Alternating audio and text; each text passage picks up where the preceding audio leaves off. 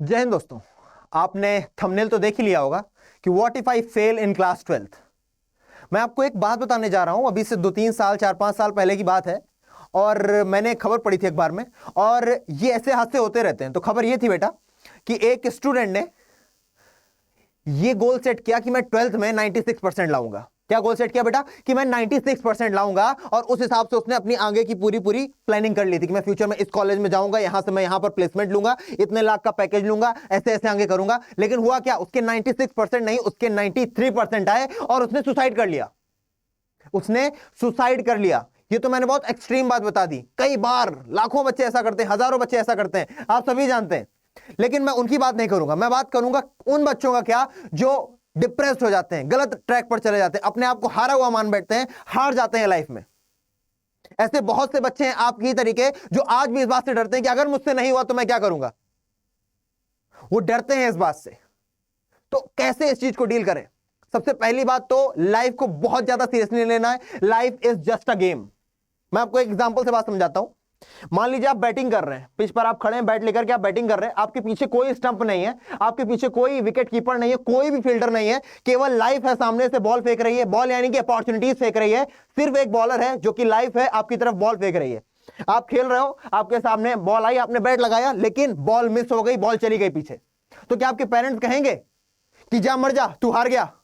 क्या तुम अपने आप से कहोगे कि हाँ मैं हार गया, मैं वापस जा रहा हूं? नहीं, तुम दूसरी बॉल के वेट करोगे। दूसरी बॉल आई, फिर से तुमने बैट घुमाया, नहीं कर पाए।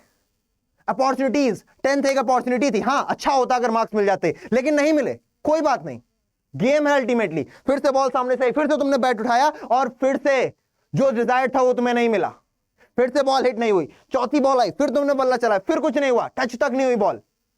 तो क्या तुम्हारे घर वाले कहेंगे जाओ तुमसे बैटिंग नहीं हो रही, चले जाओ? नहीं, खड़े हो। छठवीं बॉल आई, तुमने एकदम से मारा, घुमा करके आगे बढ़ के पड़ा, छक्का। अभी तक की 5 बॉल का तुमने बराबर कर दिया।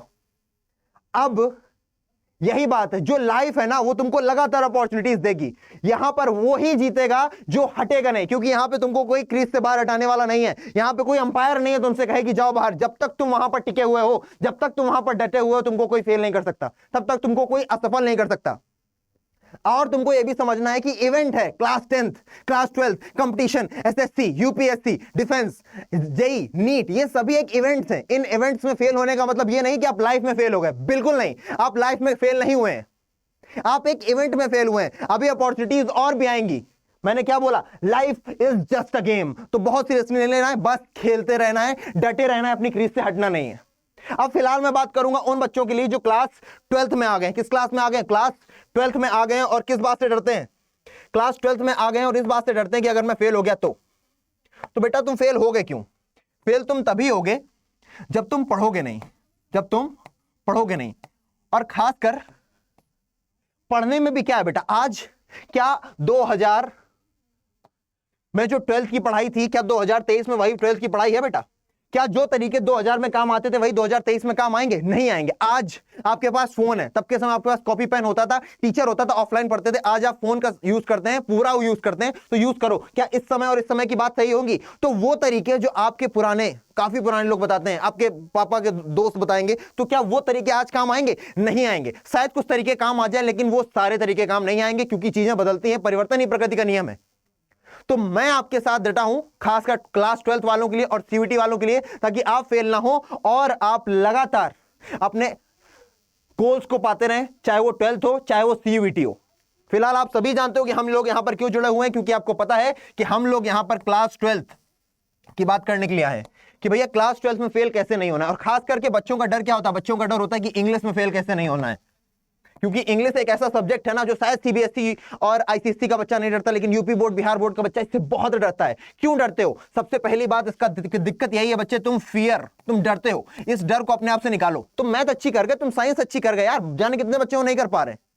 तुम इंग्लिश भी कर सकते हो, वो भी एक अपॉर्चुनिटी, एक लैंग्वेज है, जैसे हिंदी लैंग्वेज है वैसे ये भी एक लैंग्वेज है। तो अपने मन से एक डर निकालो। दूसरा, लैंग्वेज को सीखने की कोशिश करो। किसी भी लैंग्वेज को सीखने के लिए बेटा सेंटेंस फॉर्मेशन जरूरी है, उसके सेंटेंसेस बनाना आना चाहिए, यानी कि अपने ऊपर टेंसेस पर कमांड लाओ कि कैसे टेंसेस बनते हैं, क्या प्रेजेंट इंडेफिनिट होता है, क्या पास्ट इंडेफिनिट होता है, क्या पास्ट परफेक्ट कंटीन्यूअस है। वो जो 12 के 12 टेंस है उन्हें मैं कैसे मास्टर कर सकता हूं, इस पर विचार करो। जब ये विचार कर लो उसके बाद लिटरेचर पर आ जाओ लिटरेचर को पढ़ते समय क्या तरीके होने चाहिए, इन सभी तरीकों को जानने के लिए रोज जुड़े 4 से 5।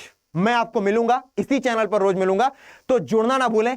और आपको मैं बताऊंगा कि किस तरीके से लिटरेचर को, ग्रामर को, किस तरीके से बेटा अनसीन पैसेज को, किस तरीके से बेटा ट्रांसलेशन को डील करना है। तो डरना बंद करें और अपने आप को सबल बनाने के लिए कलम उठाएं और अपने दिमाग का सदुपयोग करें। इसी तरीके की इंफॉर्मेटिव वीडियोस के लिए जुड़े रहें CUET हिंदी मीडियम के साथ। तब तक के लिए जय हिंद।